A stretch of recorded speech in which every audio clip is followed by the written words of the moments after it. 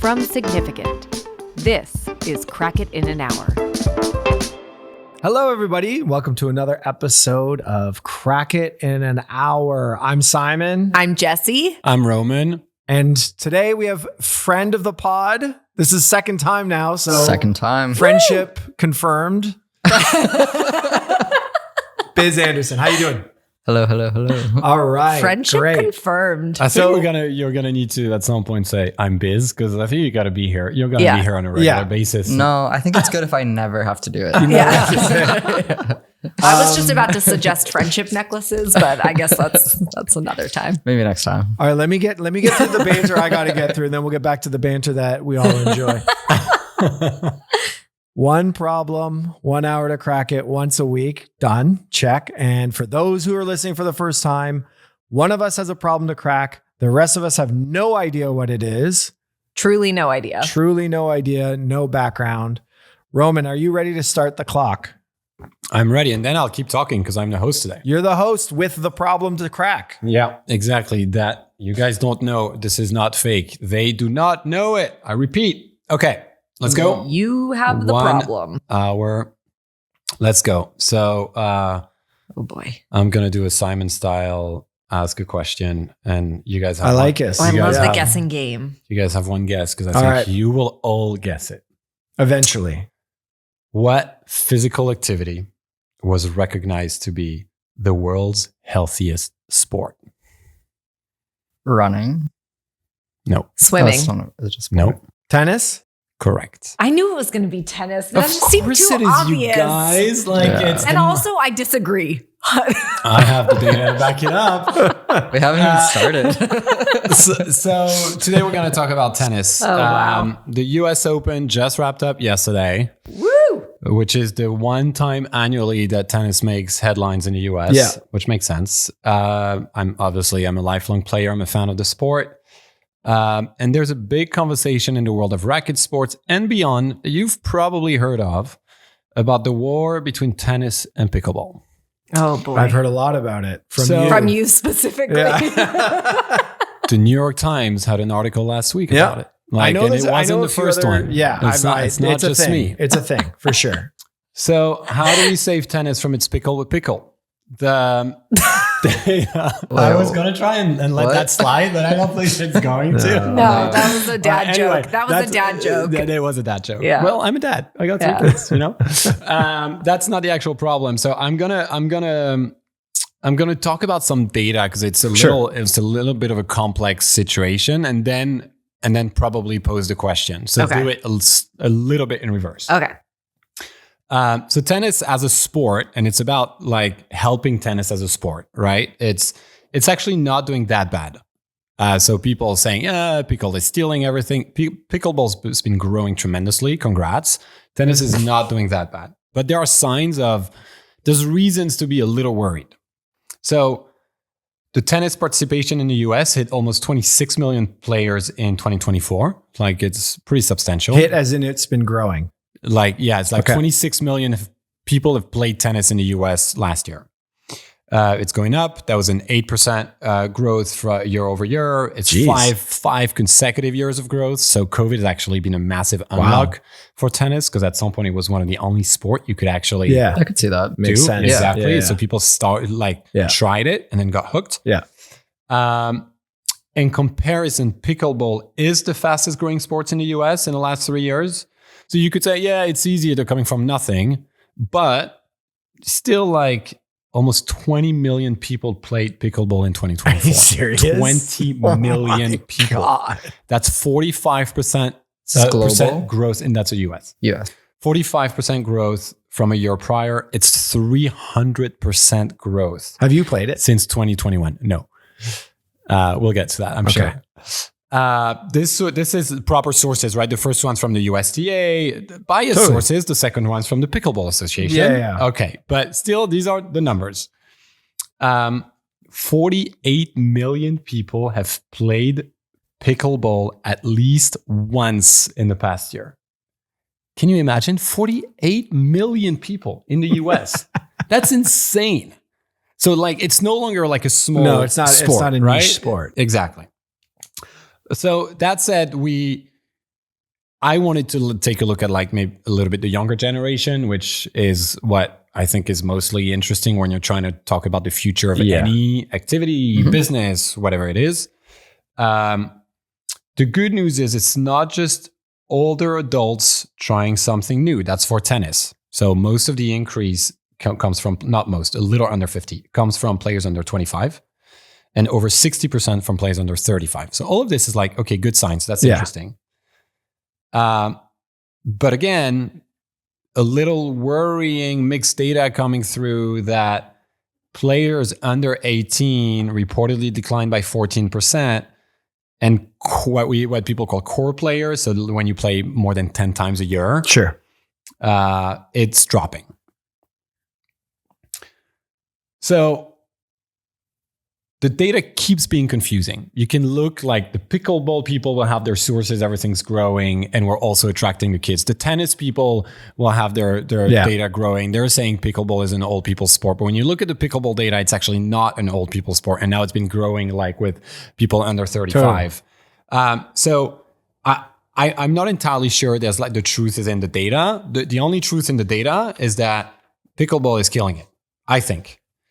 To me, the question is, how do you help the sport of tennis keep the momentum versus another sport that is stealing the physical courts and is growing much faster? Right. Like at this rate, when you look at the rate of growth, in 5 years, tennis is non-existent in culture and the kids don't want to play it. Yeah. And that's the thing I want to try and crack. Okay, so how do we rescue tennis from the growth of pickleball? Yeah. Okay. Yeah. It's actually kind of a cool question because I feel like most of the time brands, industries, they ask the question too late, you know? Yeah. And I think it is interesting. It's like, because normally it's like, didn't we see this coming? Like now we want to do something about it. And they're like, we've lost all this, you know, attention and whatever to pickleball. But so somebody should be asking the question now. What? Go ahead. Sorry. No, I was going to add one point. Like the reason it's become a war, really, the reason it's made headlines and some people are really like feel very strongly about it is that the growth of pickleball is at the detriment of tennis in terms of physical space. Public spaces. Yes. Like more than the USDA is reporting that more than 10% of the tennis courts have disappeared in the last 3 years in favor of pickleball courts. Right. And those reasons are obvious. Yeah. You put more people in the same space. Yeah. You monetize it better. Yeah. And everything that comes with it. Yeah. So that is why it's so abrasive in the tennis community. In the tennis community. They're trying to save it.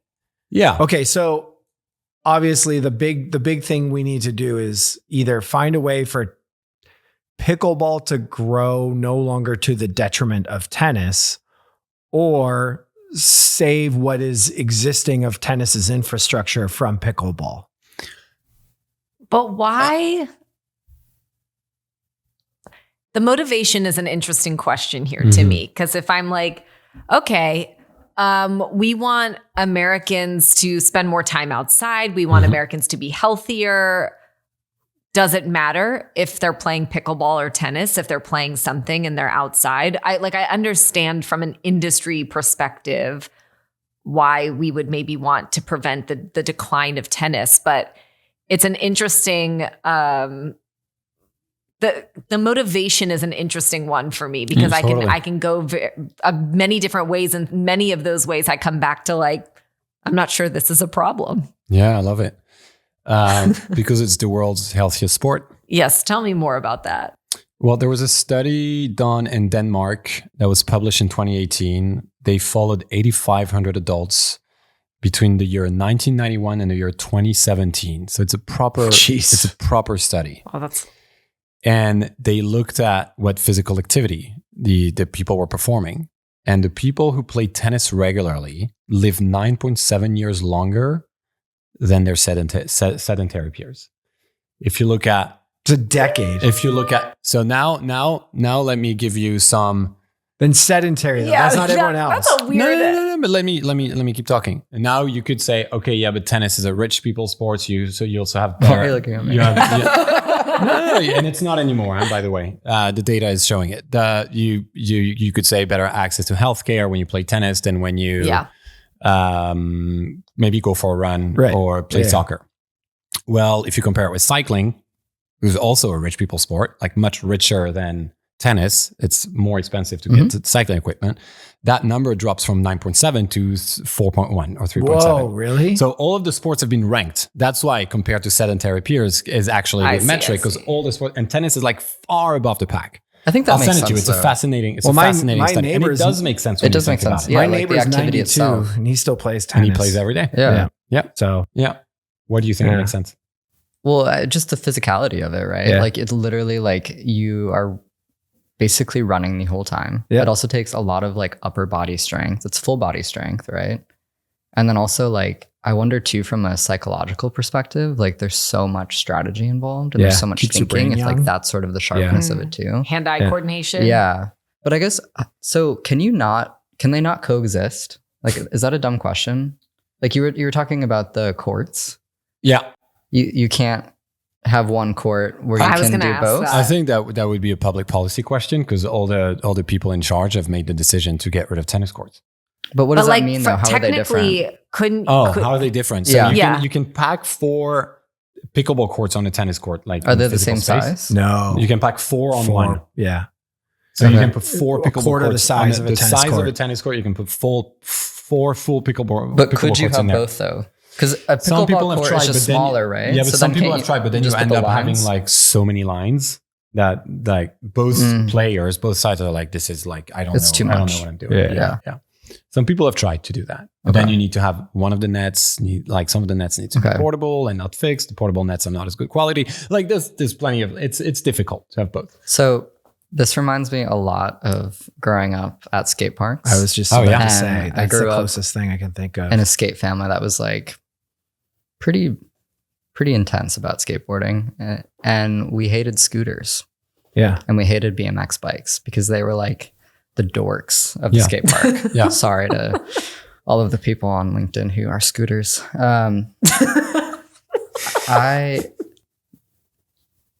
But what they started doing though is they started creating skate parks where there were both. Yeah. Where you could have both, and it was a little less of a disruption Yeah. to either side, both because of the space, but also like the type of features.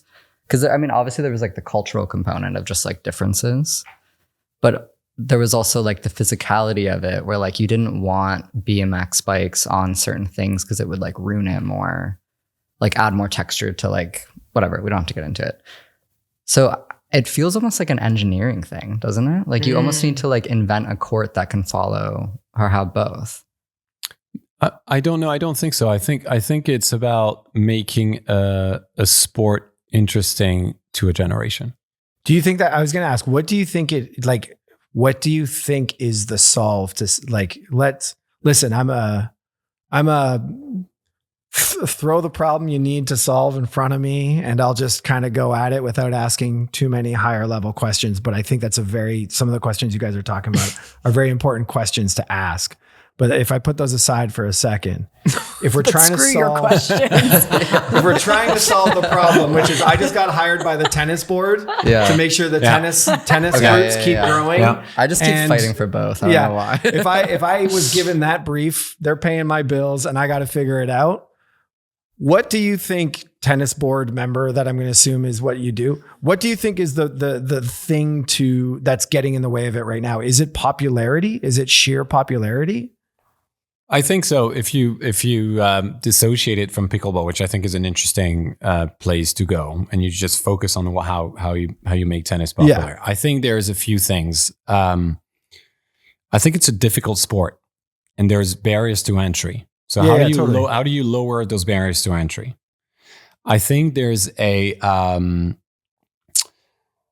it's actually a question that I would have because I don't know the sport of baseball as well, but I would assume they may have similar issues. It's like, how do you make the content interesting? Baseball just from a content standpoint, because like that's actually interesting. Because going to a baseball game, I did it twice in my life, and I had an amazing experience because I love sports. Yeah, but I wouldn't go every week. Yeah, and if you're not a diehard fan, it's not that interesting. Right, and like watching it on TV to me is a no-go. Baseball, tennis is the same. When you're like Really? 17 years old, and the guys or the guys go at it for 4 hours. The women go at it for like 2.5 hours. You're like, no, not many people want to spend like 2.5 or 4 hours in front of their TV on a Saturday afternoon. Yeah. Like, how do you make that, I think, a little more interesting? That, to me, that's a big thing. The way it's mediatized or the way the content is put in broadcast or other channels.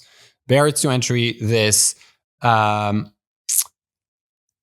yeah, the last one is kind of the same. Is like, how do you attract the youth in, which I think is through both of those things. Can I just want to jump on one thing, just because you said something about baseball, and baseball is interesting for me right now because my son is suddenly getting super into baseball. And it's been interesting watching, because I grew up in Canada. Baseball is not a big part of the world I come from. And seeing the baseball community in LA, like our local little league, and how much it's a culture around it. I was like, oh, I get why people get so into baseball now. Cause you're right. Like when I watch, I'd be like, yeah, it's cool. Jays are having a good season. Great. But when you get involved with it at a young age, it's literally now like, okay, there's a snack hut. There's everyone's super, super, super optimistic of everyone, because baseball's a sport of failure. So everyone's trying to constantly encourage everyone to feel really good, because, you know, you miss 2 out of 3, you still make the Hall of Fame, is the saying. And there's something very interesting about how quickly and how early they sort of indoctrinate you into these like cultural things around baseball that go beyond the sport itself. Like what? Like literally, like the baseball diamond that's near us, the baseball thing. Yeah. They have like more community events than literally like our schools or anything else. And they are like well attended. They welcome everyone to them. And it's like super, super, super like positive cultural, like, hey, everyone can do this. Let's all enjoy our time together. Let's all ritualize the experience of it, all that sort of stuff. Let's go down what I think is the obvious path, which is the history of tennis, of which I don't know anything about, really, like actual history. But it is a country club sport. It is a very a sport with traditions, I should say. I think it's known for, like, you know, white skirts, the country club vibes. I think it's been a sport historically that is more it was gatekeeping. It was like gatekept for a while, but then I also think it was very, maybe my perspective is like a very judgmental sport. Like you were kind of in or you weren't. And I think when pickleball, there's something about pickleball, and you know, I'm always going to take it to, let's just have more fun. There was something about pickleball that I feel like blended competitiveness with having fun.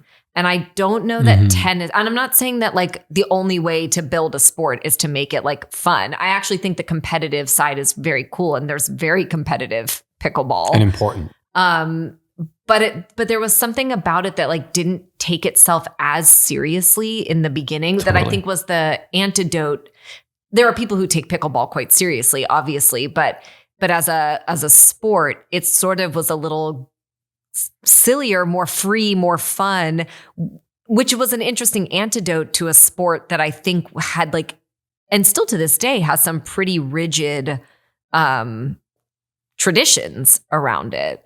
And so I don't know if that like, that doesn't necessarily answer anything yet, but I'm trying to think through right now why people sort of opened themselves up to pickleball, like why it seemed attractive in the first place, other than the fact that I think it's honestly, I'm going to get in trouble for this, but I think it's easier tennis. It's easier to not suck at. Well, tennis you can suck at for a long time. Fun is a big thing, sure. But that's the reason. Yeah. You can play for 5 minutes and you have a feeling you know how to play. It's like Which is great. It's like Accessibility is great. Yeah. I'm waking up. We're here. Okay, let's go. We're alive. We're at the podcast. Friend of the pod, Biz Anderson. Hello. I just got here, actually. This is why I don't think it's a problem at all, which I know you kind of said, but like, wouldn't pickleball help the growth of tennis? No, I don't think so. And sustaining it? Everyone that plays pickleball knows that it is a easier less legit form of tennis, but it's like a form of tennis. So No, aren't you just it's a getting more racket- people it's a into racket that sport. world? It's not a form of tennis. But I think that like the cultural association is that it's like it's the same thing. Doesn't it just like sort of it's help the kind of growth like of saying it? table tennis is a form of tennis. Nah, And I'm not saying come table on. tennis and pickleball are the same thing. No, it's a racket. It's like saying badminton is a form of tennis. Like, no, it's true. It's a racket sport that is very, very different. Okay, but Like- here's my second thing. I feel like I've seen so many streetwear brands that are like centered around tennis lately. Collaborations. You have Trying to at least, yeah. yeah, you have like movies like Challenger out. Yeah. Challengers. Yep. Yeah. Right. Yep. Whichever. Also tons of like cool new hot players in tennis as well. So is it a problem? Like I really Well, like okay, so But it's I just- think it's just- I think Yeah, there's two different Let's things talk there. about culture for a second. Go ahead. I agree with you. Roman and I have talked about this a lot. And there was Extensively. extensively, Okay. yes, about the like predicting the cultural growth of Okay. tennis in particular. okay. And I think that everything you're saying is true, but I don't think the tennis industry has actually capitalized on it yet. Like No, one not of at the all. most, Really? so like, I think one of the, I mean, look at Naomi Osaka during actually, this is the best job I think tennis has done, but tennis really had nothing to do with it. During the US Open this year, she played phenomenally. Yeah. Unfortunately, did not make it to the final. But in each match, she showed up with a custom labubu that was bedazzled to represent like a famous tennis Yeah, that's player what I'm from the saying, past. though. That's fucking right. cool. And now I saw that Labubu just inked like a $4 million deal with her to like, more than that, 40 Much million, more. billion dollars. I don't know. Okay, whatever. It's Whatever. Something a with zeros. gajillion I ate a dollar granola deal. bar this morning. Whatever. I don't know. Yeah. But a major deal now with her. But what is tennis doing about that? Like, I'm not saying that tennis. But what do you mean? Like when we say tennis, like To me, that was somewhat accidental that happened. I think that there are these players that are breaking the rule for a player. When I say breaking the rules, and I don't know, you tell me, like they're not rules. But they're like for you to show up on there's like the old guard of tennis and the new guard of tennis. And I think the new guard is taking over. And I think that we have yet to see the explosion of brands really like propelling the future of tennis forward. I think we're just starting to see the beginning of it now. The rebel of the tennis mainstream is also an old tale, right? Like that's been around forever. Yeah, that's true. So like, I think That's the true. thing that you're getting to is like, where my head goes to is like, there's a difference between its impact on culture and participation. And you're talking about participation, right? Like, But they're linked. But doesn't impact F1 is bigger than ever, but I don't think people are going to start getting in. Sure. You but know that's what I mean? that's a little different. It is absolutely. Yeah. I'm taking the extreme side for sure, but I'm saying they are different, especially because I think pickleball, frankly, is not particularly interested in culture whatsoever. It's just like, hey, listen, you want a thing to play that's relatively easy to play? Good news, we're going to build a court here. So I you don't can think play that's it. true, though. If you don't have friends, you either become polyamorous or you join a pickleball league. It's like a bowling league. We're all That's lonely so and like good. you kind of have to choose one of the P's. Yeah, exactly. That's where it Pickleball goes. or polyamory. Yeah. Exactly. Yeah. No, but I don't know that, Simon, I don't know that that's true that pickleball's not interested in culture. I don't mean it's not interested in not- culture. Like it was literally in a Michelob Ultra Super Bowl ad. Like, You know mean what I mean? less Like it's like- all over the place. Like fashion trend culture. It's not but looking it at is a part of like community and sort of exactly. like more Yeah, I sort was of mainstream generalizing. culture. Yeah. Yeah, but I guess if I was the pickleball board sitting here across from the All the tennis boards. board, I'd be like, why not? Why couldn't that be the future? Like you would be thinking Yeah, ahead sure. of how you start creating collabs on the pickleball paddles. I'm how sure you there start. already is, I too. think I've seen one or two, but I know that there are like really competitive tournaments. I know that I could see pickleball. Okay, here's in my mind where I see the like divide going, and I don't know if it's the right divide, but I look at tennis right now and I look at the you know, the new, like the Ben Sheltons and the Tiafos and the Osaka, like the sort of like cool, new, young, bringing like fashion to the game. Yeah. And it's sort of like fashion culture. And then I think about like party culture. And I think pickleball is like, you know, I think pickleball tournaments could become festivals, and they would be like absolutely why, you know, like think like early days Lollapalooza meets a pickleball tournament. But at the same time, this year at the US Open, they did like a dating reality show I forget the brand that did it. Was it, well, I don't think it was Amex. I don't remember who did it, but they like did a whole dating show. Yeah. Like reality show on the court. So I actually don't know who's going where and what the white space is and who wants to own what, because I actually could have seen that in my brain. That's pickleball world, not tennis world, but I don't know. Something to add to that. I went to this, like, you could call it a flea market, but it was sort of like I don't even know, like an art collective on a rooftop in Chinatown in LA. There's proof right there. Yeah, that tracks. They had, I don't even know what to call it. You bought things from people selling things, and you felt a little not cool enough to be there. Yeah. And they had pickleball courts in the middle of it on this rooftop. So to me, that like makes sense. That's the whole thing. That's your point. Yeah. They're not going there. They're going to, we're professionalizing it. We have a pro tour. We're trying to get TV rights. Sure. All of this, right? Which I think where the limit's going to be, because I think that the way a sport shows up on TV is very important to its growth. Yeah, I'm intrigued to see if they can make that a decent that's where product padel on TV. And I love padel, but that's where I think padel and pickleball are going to struggle because it's not interesting on TV. But that's, I think, a bit of a separate conversation, because I think, I mean, I wonder, like, if you look at some of the brands that have dominated their category, or even if they had some bumps on the road, but have been like really, really ahead of the pack, or in terms of perception of innovation, of design, of leading culture, of all of this, they're never really looking at what the other's doing. Yeah, like, true. So if you're tennis and you consider yourself to be like, okay, like we kind of, like the racket sports is kind of like the holy grail of racket sports is kind of tennis. Let's just pretend people think that. Then how do you act? How do you bring more people into the fold? How do you convert Mini Bruin to want to play tennis and not baseball? That's a great place to start. Let's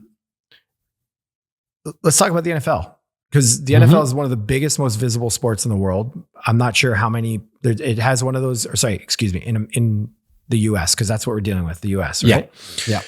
Now, they had a major problem about a decade ago where it was like, this causes massive brain injury. This is really, really bad. The participation just tanked. Like everyone's like, no, my kids aren't playing. My kids aren't playing football anymore, and this, that. And they, like, we can talk about how we feel about the response to it, but they jumped in front of that pretty directly and suddenly tried to be like, we're brain injury research. Look at all this safety stuff. Look at this. We're changing the rules. This. They went directly at that thing that they knew was going to stop participation, very directly. If we were to say, what is stopping participation in tennis? I keep going back to, like, it's a little bit elitist and it's hard. And those are a lot trickier for me to overcome. Sorry. But feel free to disagree again. No, I think the NFL is a weird example because participation is not their business. I don't think so. Well, and they solved it with a pop star. But we don't do that's for another podcast. I swear that was a contracted marriage, but we'll talk about that. 100% disagree.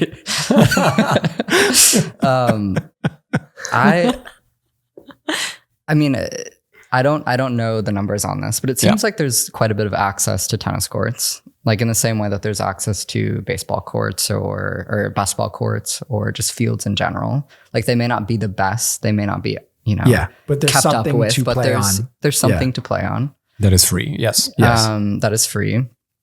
It feels like it's still within schools, right? Like, as a sport. Do you know if any of that sort of funding has been cut? The funding hasn't been cut, but participation has been stalling or dropping a little bit in terms of like high school, right? right? Yeah, the programs are mostly, I don't have the data on whether the volume of programs actually have gone up or down. Yeah. But participation, I guess if the programs have gone down, it would explain why participation is going down. But participation in high school is not glorious. Okay. It's not following the rest of the time. So then it really feels cultural. And I think so. And to me, you have to dive into the two extremes. One of them, lean into the elitist, totally, sort of exclusionary intensity of it. And that doesn't mean excluding certain like kinds of people or certain types of people, but it's more like make it feel more scarce, more exclusive, sort of like an energy standpoint.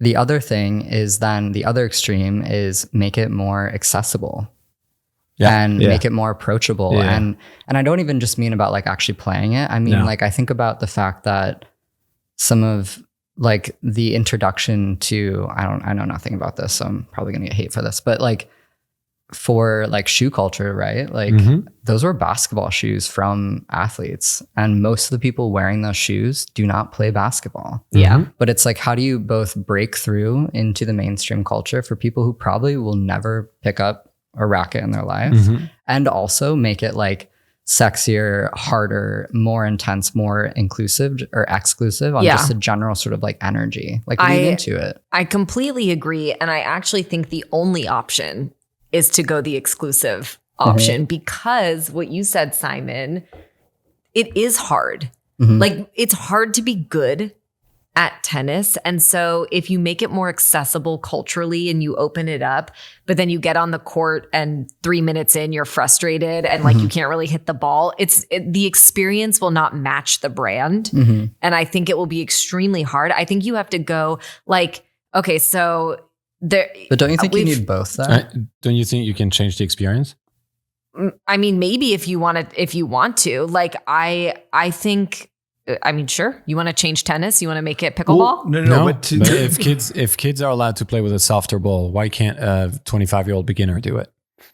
I don't think that's not what I'm saying. Yeah, me neither. But that's kind of what that would resolve what you're talking about. You're talking about the gap between the accessibility and the experience. If you play tennis with a softer ball, you'll very quickly have the impression that you're very good.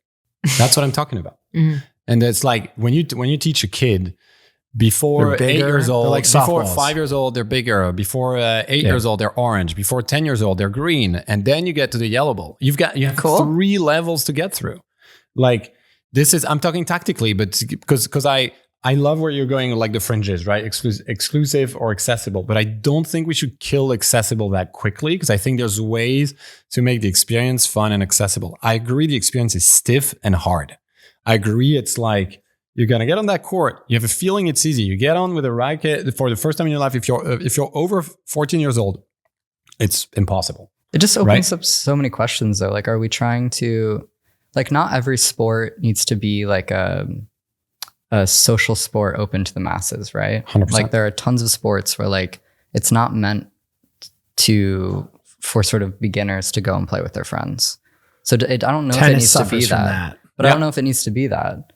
So then are you trying to make it easier for new people to come in, or are you just trying to get I'm just saying you had 2 ideas and I don't want to kill one now because the experience is too hard. That's the only thing I'm saying. I'll take a little bit of a side on this, which is I do think if you want to grow participation, you need to make it easier to start playing. Yeah, but to Biz's point about the basketball shoes, what is participation? Is it participation in the activity itself, or is it participating in the culture or business around the sport? Because like I could say that I participate in certain, I know this is like the word participation I'm using loosely here, but like I participate in certain gaming fandoms without ever playing the game. They make a movie out of it. I watch it. Maybe I actually follow one of the Twitch streamers, but I never actually play. Like there are so many ways when I think about the way that sports, entertainment,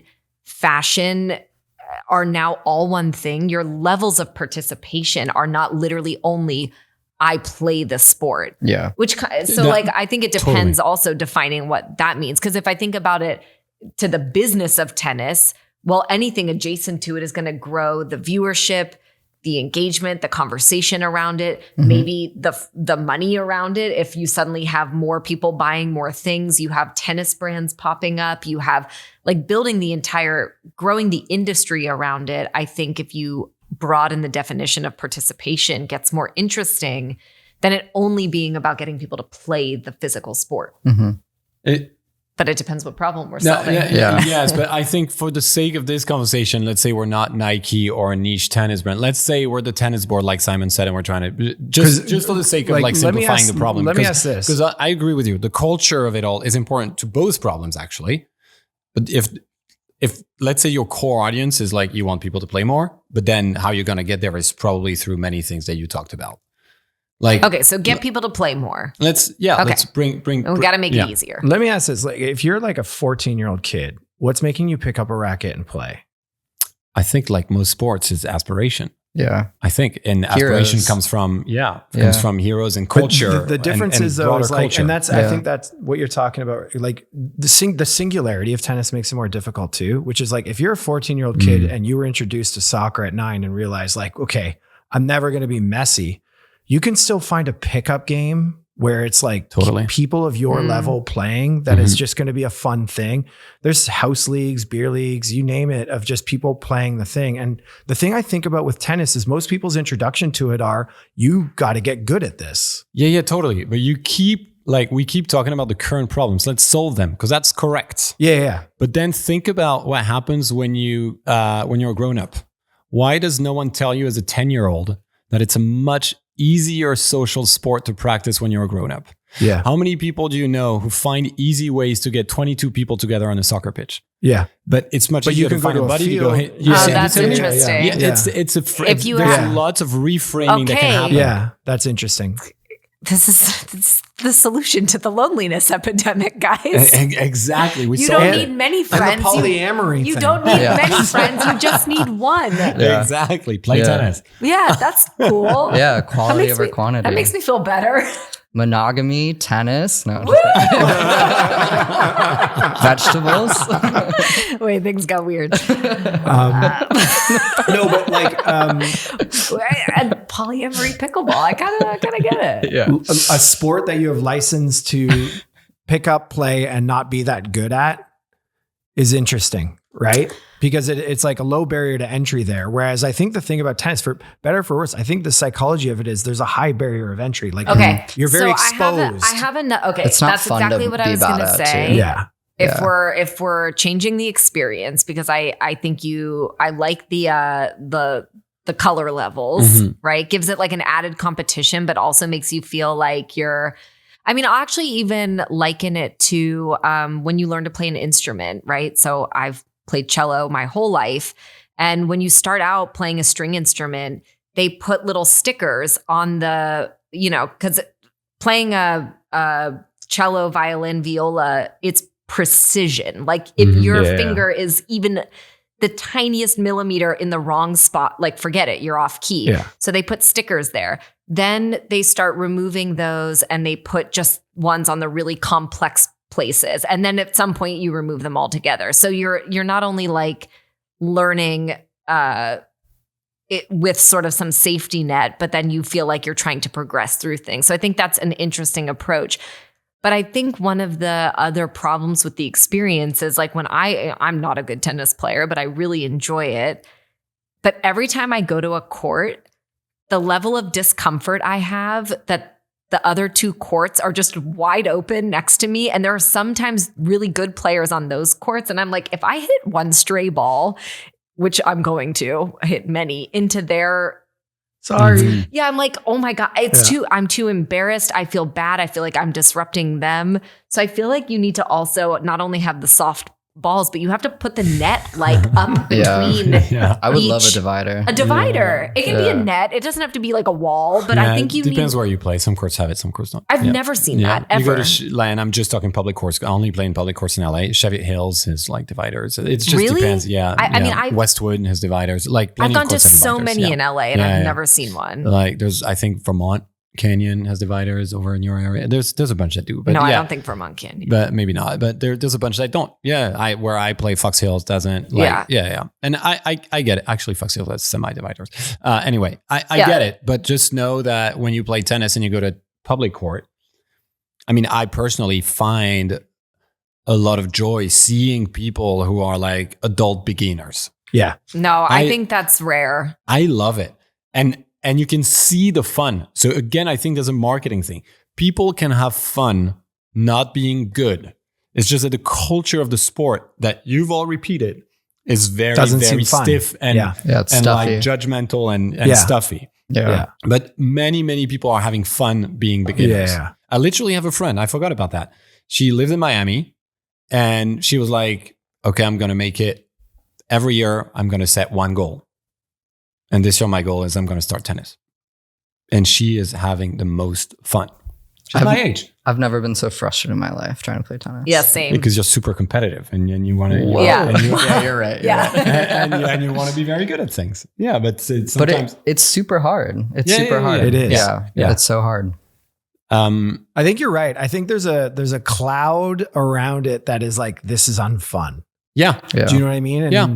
pickleballs, to your point, it's like, want to have fun?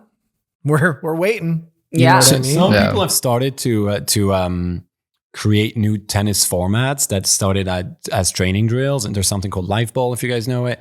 Many people, it's a group thing. Many people, when they play, have music on. It kind of feels like a pickleball vibe, but it's tennis. Okay. Did And you so guys? Did it's anybody here very watch niche. Happy Gilmore too? I did.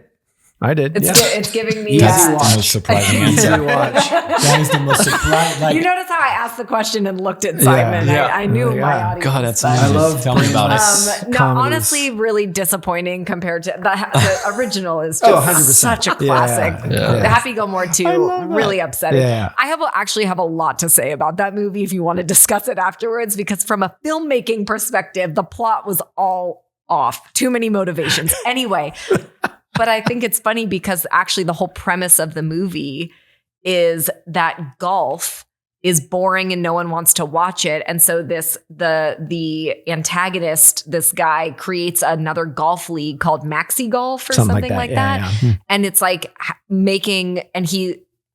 it's pro league, but it's all about making golf fun. And so the holes have the course has like crazy obstacles. I mean, it's way over the top, right? Some of them are like on fire, but it was like spectacle and it was fun and it required a different kind of skill. And anyway, it just made me think of that. But in some ways, that's kind of the parallel. So this is great that you're going there, because I think there's something here to the content, right? First of all, that thing with golf kind of exists. It's called the Golf League. Yeah, TGL. I know. And they're killing it. Yeah.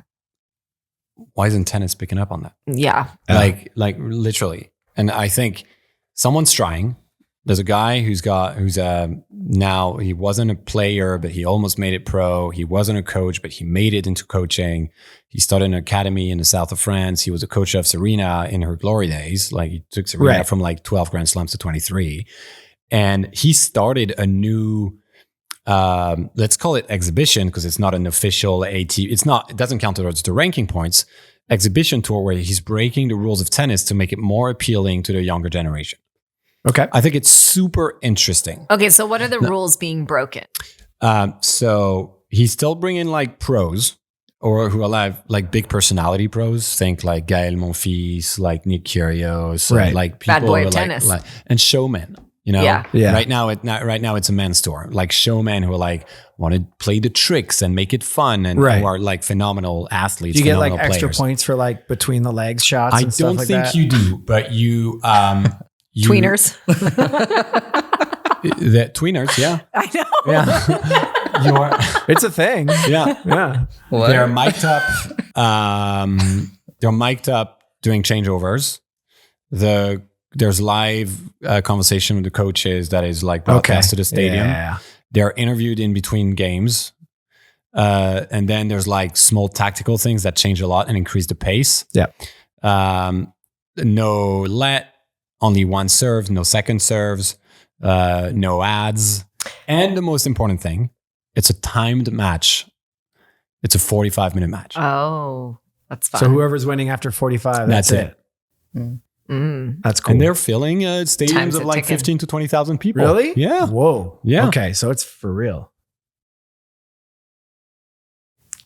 I don't think anything needs to be changed about the sport. I really don't. Okay. I think it's good that it's hard. Hockey is super hard. That's a hard sport. Like there are sports that are hard. I think that it's inherently full of a lot of tension. I think there's a lot of mystery around it that is appealing to people. The fact that like mystery. it is you're sort of in solitude. You're thinking deeply. Like the emotions are so high. I've never seen such a high level of emotion in a sport before.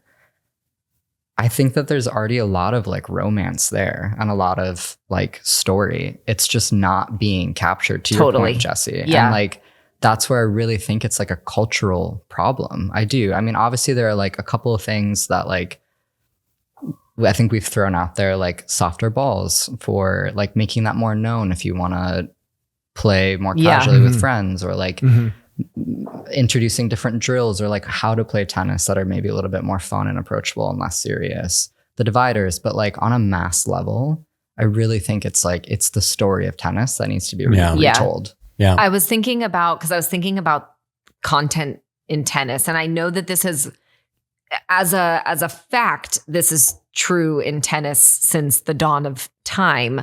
But in terms of building content, I don't know that I've really seen much of it until recent years. But I think one of the most, because tennis is such a solo endeavor, I think the rivalry part of tennis to me is one of the most fascinating aspects from a content perspective, because it tends to be 1 versus 1. I mean, you look at the Sinner-Alcaraz rivalry, like in its sort of early days now, and it's going to go on in theory for a really long time now. It's going to be a decade-long rivalry that could be so fascinating. Like if somebody started that documentary a couple years ago of the ultimate rivalry, but played it out not in a 2-hour long documentary, but played it out over time in real time. Like I think, I don't know, I'm not saying that's the only content piece, but I think there are components, like we've talked about it a couple times, but what you said, what would make a 14-year-old pick up a racket? Well, it's the heroes, it's aspiration. Okay, to Biz's point, that comes down to the culture built around it, the story of tennis.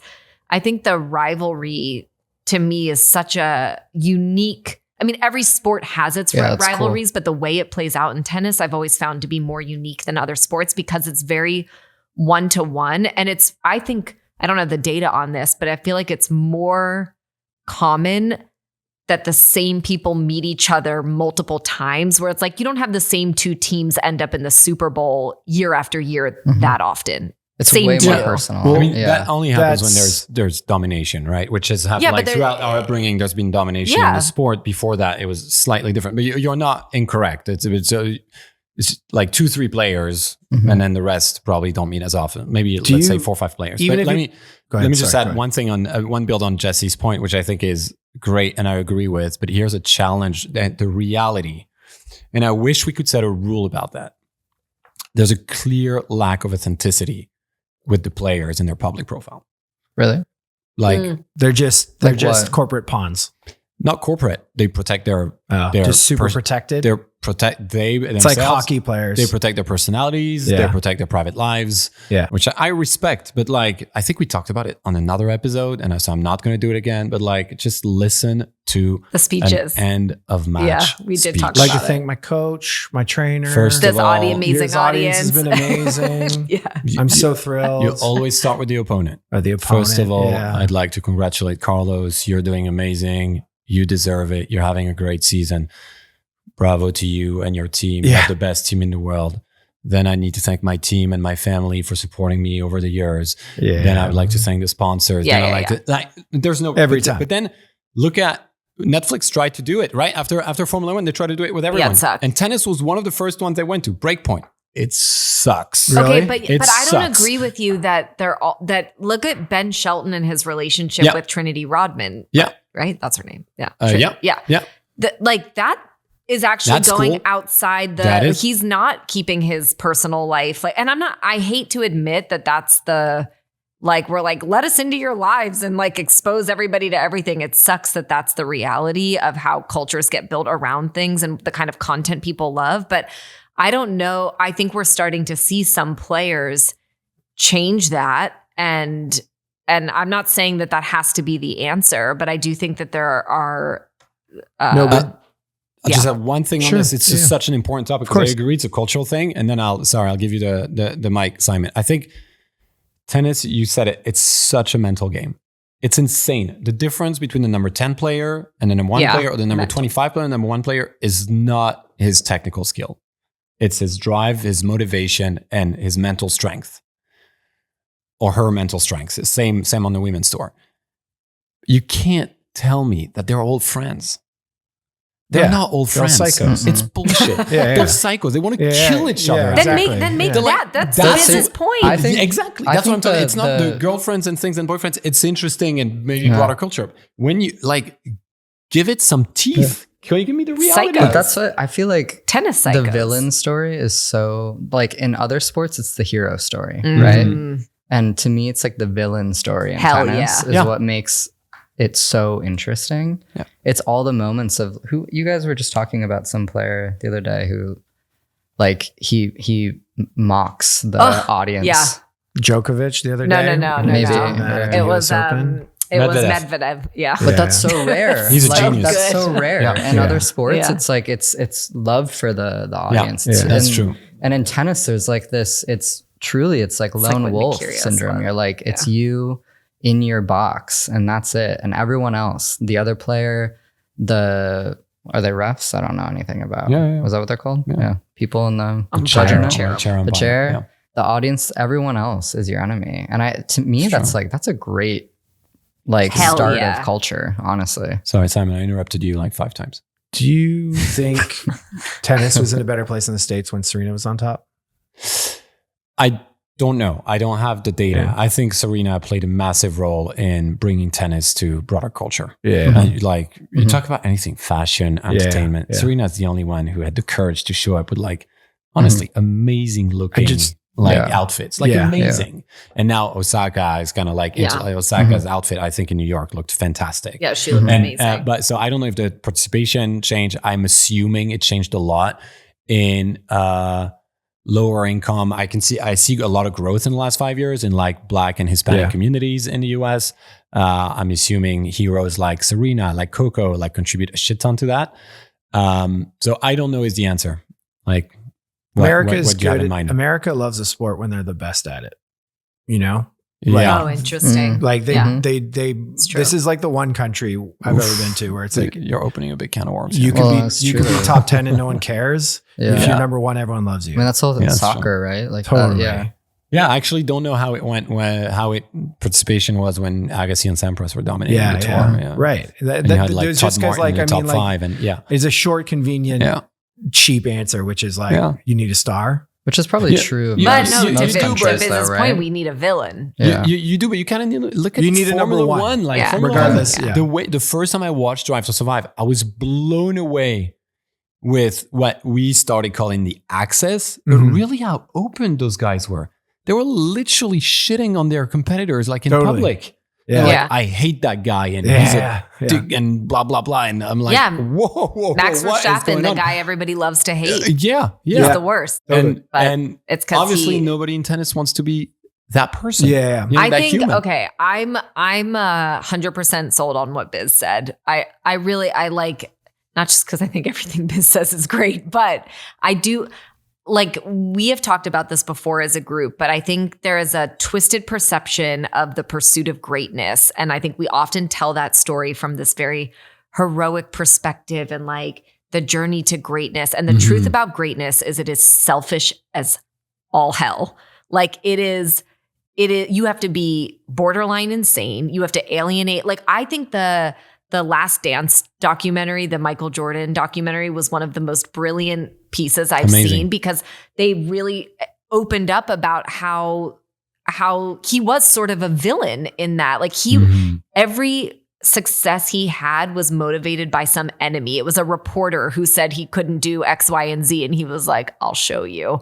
And there's this borderline. And like, we see that a lot in sports as a look back on somebody that we've already decided is a hero. But I think if we tell that story now as a future facing story of identifying essentially somebody who has the guts to be a villain in order to become a hero, to me is like such a perfect storyline, both for social, but also for the sport, because it is of all sports to this whole conversation, that is the fundamental truth of it. The psychological component of this game, the isolation of the game, the intensity of it, like I think it's, and then on your, I mean, look, like you're talking about growing.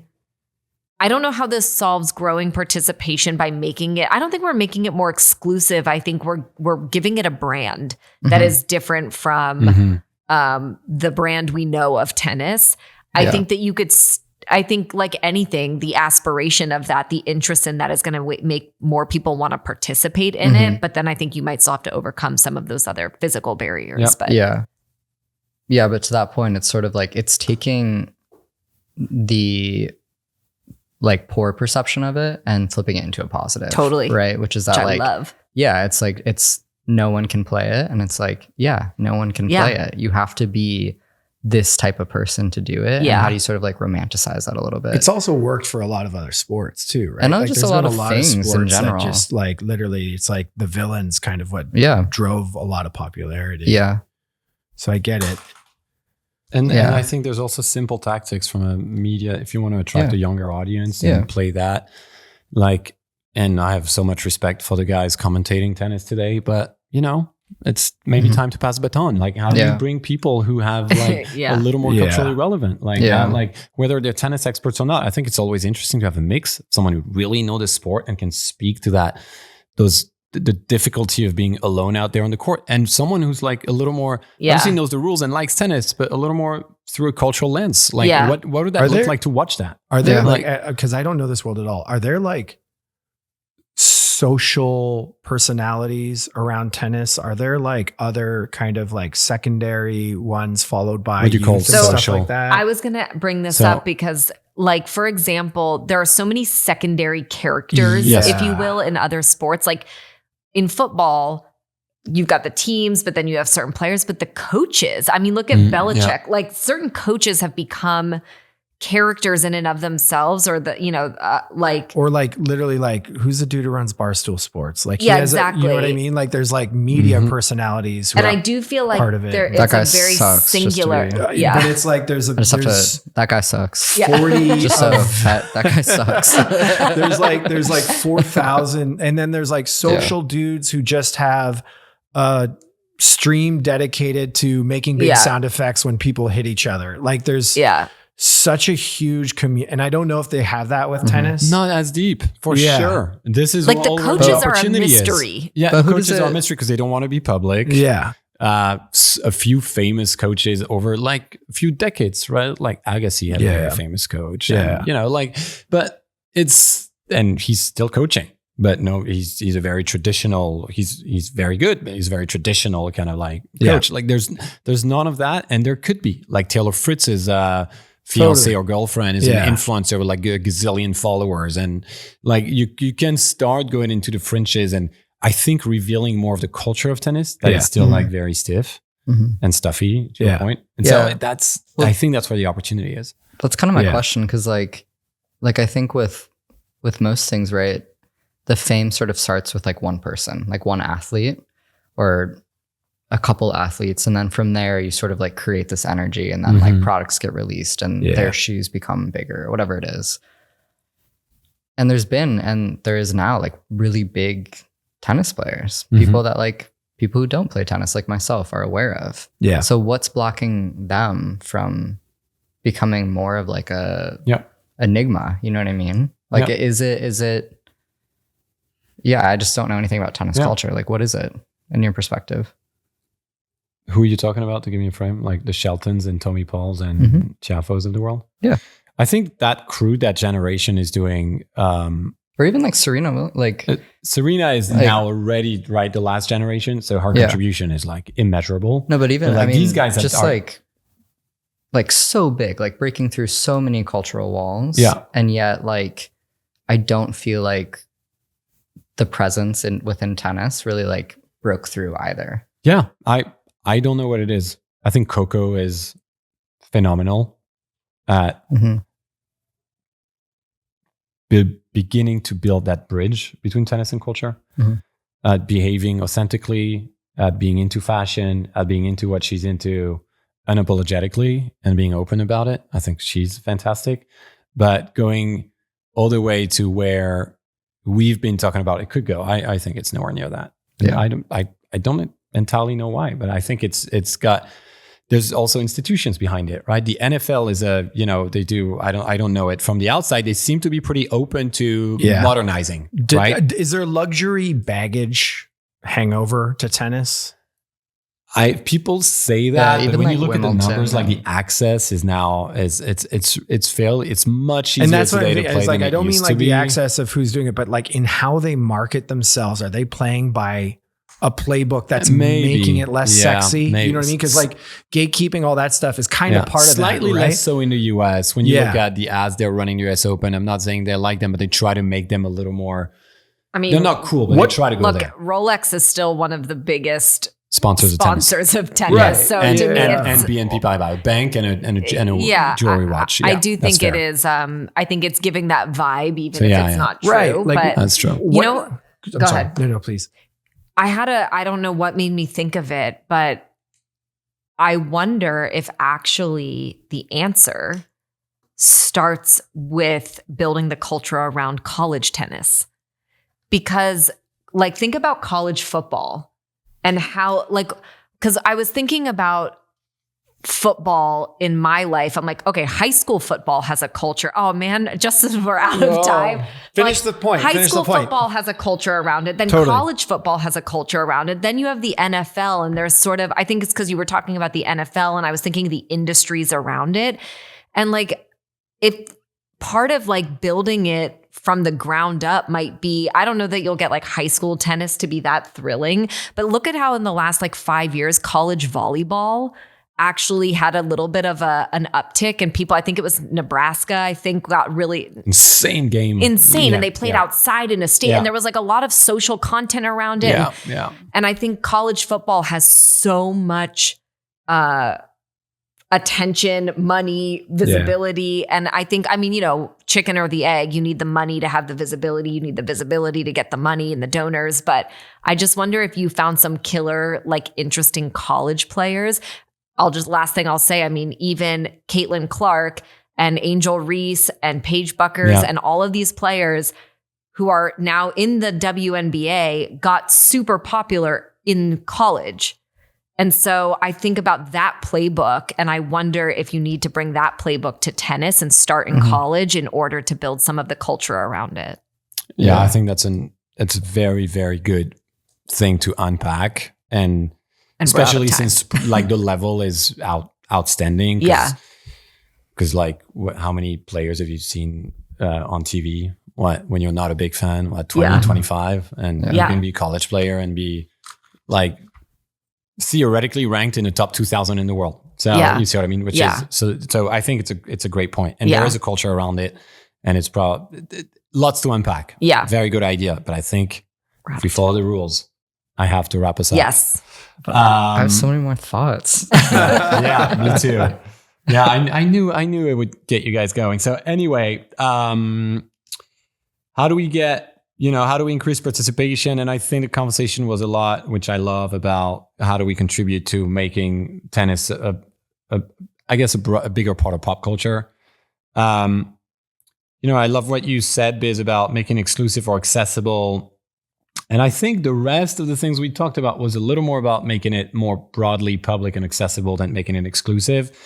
We talked about tapping the romance of tennis, which I love. Culturally, how do you tap into how hard it is? That there's a bit of mystery behind tennis, the amazing rivalries, like what's the villain story? How do you show those emotions? How do you find a way to make people understand how hard it is to be alone out there. And like, there's so many narratives that are possible with that sport. There's plenty of simple tactics in media. And there's also reframing of barriers, also like broadly culturally, we talked about people think it's really easier to put together a basketball pickup game, but then, Totally. So I think there's and we didn't unpack college tennis, which we wish we could have. So I think there's a lot of like seeds planted. So Jesse, did we crack it? No, absolutely not. But I do want to start the Significant Tennis Club. Well, I don't want to start it. I just want to participate in it. Same. Sai, did we crack it? No, I think it goes around the conversation around fun. I think for some reason right now, to me, the thing that kept sticking out is like, there's just a cloud around tennis of it not being a particularly fun sport. Yeah. And I think it's like, how do you figure a way to make that disappear through a combination of the elements we've all been talking about? That's kind of where my head goes. Biz? I think we did. I really do. I love you, Simon. I don't think it needs to be fun. Running isn't fun, and it's become one of the like coolest, like at the forefront of culture activities right now. It's no one thinks it's fun. I don't think fun has to be sunshine and rainbows. Like I think the idea of villains and rivalry is true. Yeah, fun. God, how did we not talk about running? To that point, yeah, that's what I had more thoughts on, because that's a very like. Whatever, we're trying to close, and I can. Should we reopen? Hour 2. Yeah. Give us your thought.